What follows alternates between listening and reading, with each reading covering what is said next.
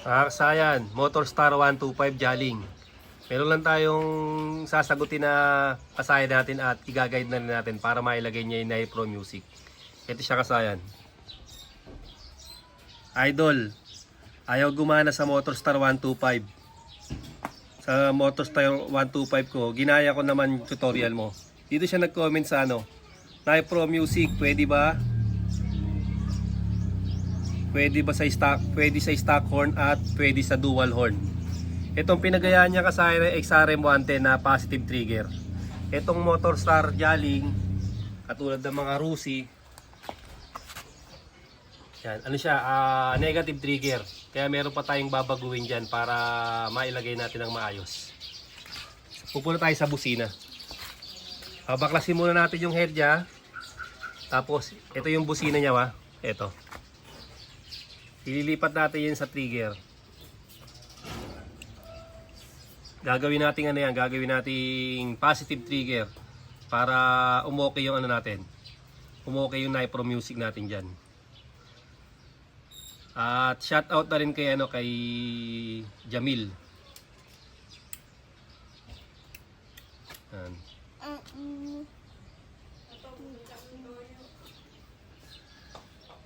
Yan siya kasaya na. 3 days ago yung niya. Ito siya, babaklasin muna natin yung head. Tapos pabalikan namin kayo. Kung isa nagbablog di. Ito na kasaya na, baklas na natin Medyo magulo yung wiring nito kasaya na, marami na pang putol-putol. Pero huwag kayong tumingin dito. Ang target natin ay busina. Ito siya, ito yung busina Ganito ang gagawin nyo kasaya pag yung busina nyo iba yung kulay.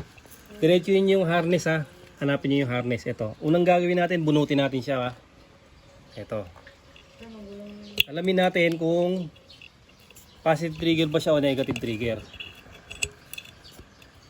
Ito yung dalawa. Tapos, ilalagay natin sa ground.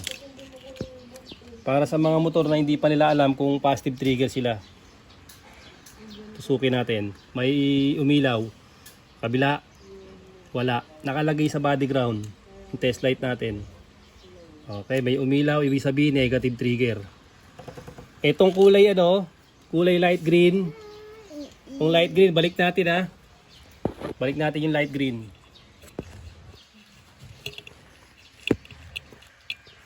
Ito siya Tapos, ito yung umilaw. Ito yung accessory wire. Ito accessory wire So, tingnan nyo ito, yung accessory wire Ito yung isang ng busina. Tingnan nyo ito mabuti kasaya para mas madali nyo siyang makuha. Ito yung isang nakalagay sa accessory wire. Ang gagawin natin dyan, puputulin natin yan. Ito putulin natin ito Yan. Okay, naputol na siya.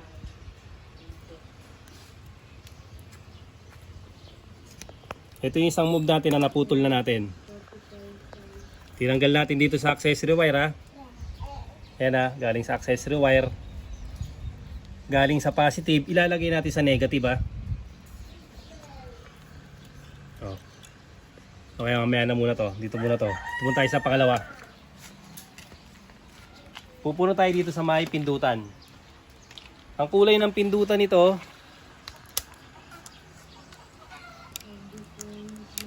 ay nakatanggal pala Ang kulay ng pindutan nito ay kulay green at light green.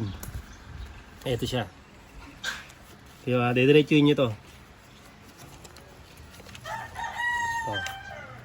Hanapin nyo kung saan dediretso yung socket nya. Tara. Ito ba yun?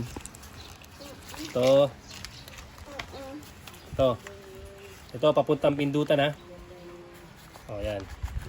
Ito yung socket nya. May makikita kayo dito sa may socket na kulay green.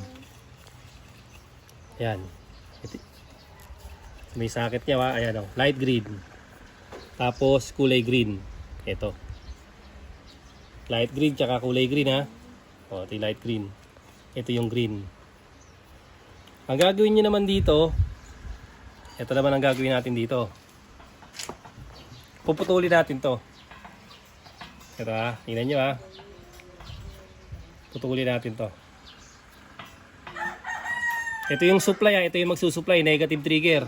Nasa negative. Putulin natin tingnan nyo pinutol na natin. Nads.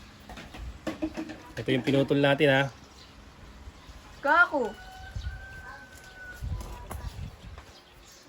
Badak. Yung papuntang pindutan, ito siya. Ito Okay, ito yung papuntang pindutan. Ano? Ha?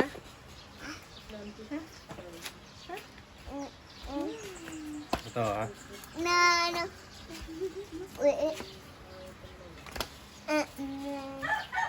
Ito yung tingnan nyo to papuntang pindutan.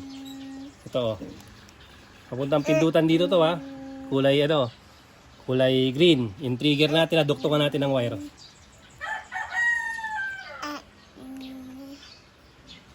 Tingnan nyo mabuti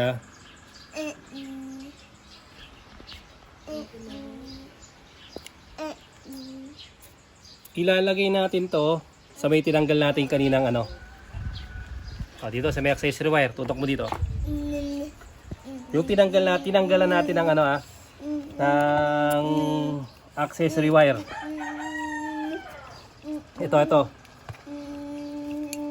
Ito yung pinagputulan nito ito Pansinin niyo Yung pinagputulan Dito yan dito. Yung pinagputulan nito, itong negative magiging positive. Lalagyan natin dito.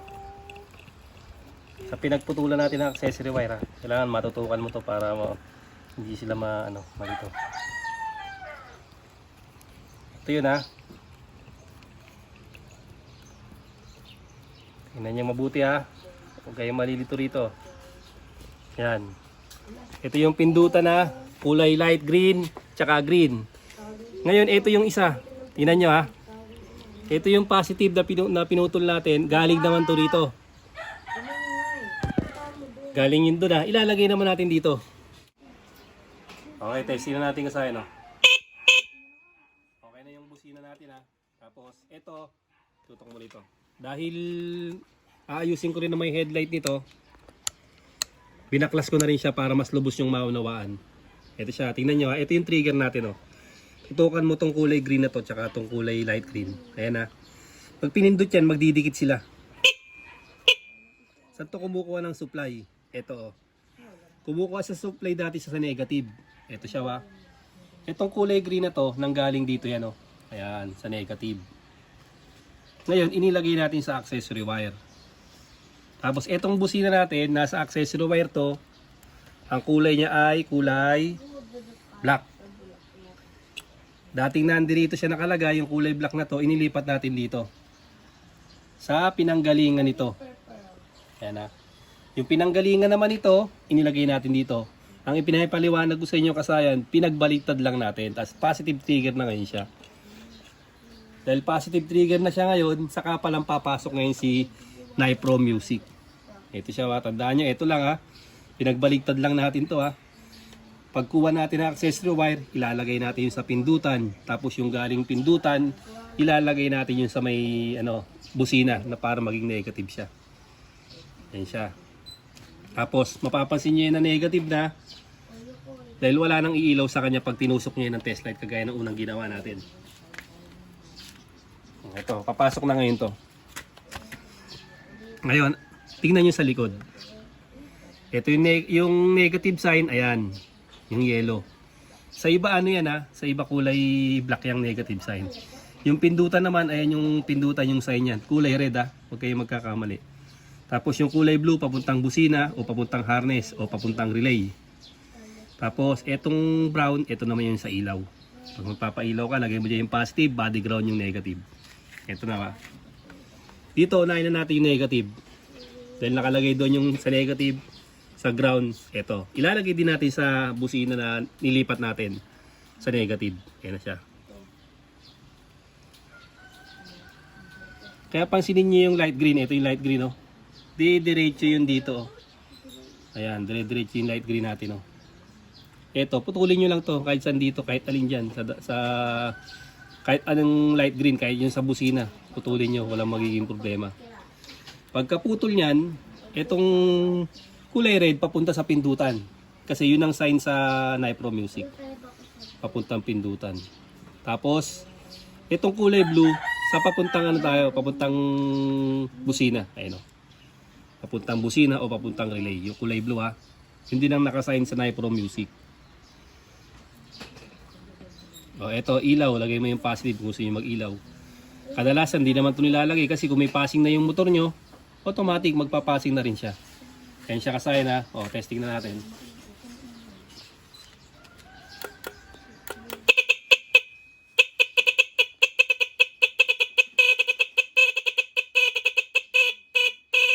Okay na kasayan. Ganun lang, ha. Depende, kailangan maganda yung busina nyo, ha. Itong busina niya matinis. Matinis yung busina niya. Matinis yung busina nito, ha. Depende sa busina. Kaya mas maganda kung gandangin yung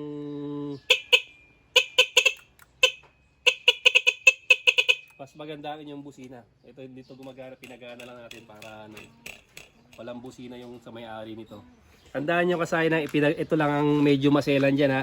Tapos pag nailagay nyo to, automatic parang naglagay na lang kayo sa positive trigger na hindi nyo na to gagalawin.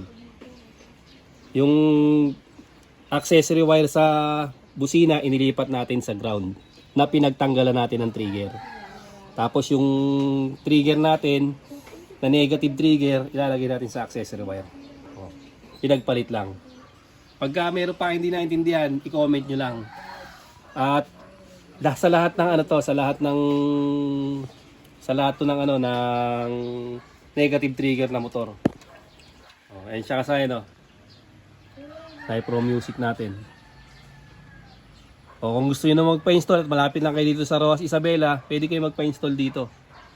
Pwede kayong pumunta para magpa-install ng Nipro Music nyo. Positive trigger man yan o negative trigger. Hanggang dito na lang mga kasayan.